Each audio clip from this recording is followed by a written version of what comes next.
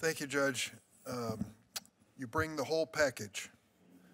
I looked at your background, having served on the state's courts for many years and presided over 300 trials.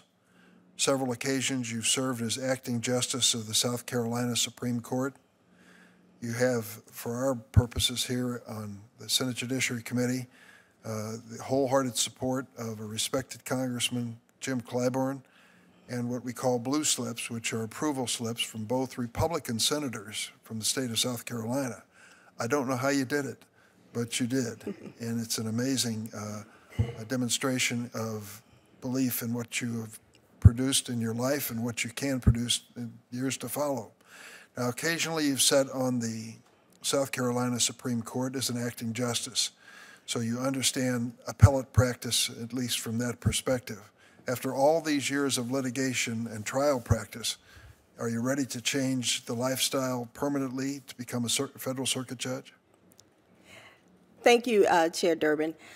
Over the course of my career, I have had the opportunity to, as you stated, handle hundreds of jury trials, weighing evidence, considering testimony of witnesses, instructing the jury as to the law, ruling on motions, post-trial, pre-trial, and during the trial.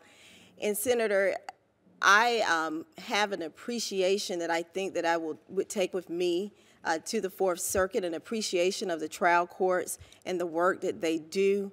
I have an appreciation and recognize the limited role of the appellate courts in only considering the issues that are before them.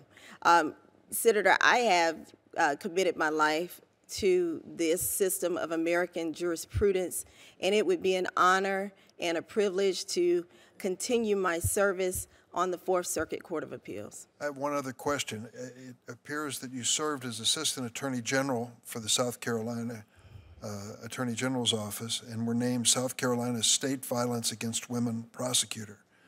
What did your work in that capacity entail? Thank you, Senator. As an Assistant Attorney General, I was the state's Violence Against Women prosecutor, and I also handled cases involving crimes against children, crimes against the elderly, and I handled, at the time, South Carolina had enacted the sexually violent predator law, and I was one of the I handled one of the first trials and was successful in getting a civil commitment in one of those cases. I prosecuted cases all across the state. We trained law enforcement on law enforcement on the laws regarding domestic violence and the cycle of violence during that time. Thank you very much. Senator Grassley.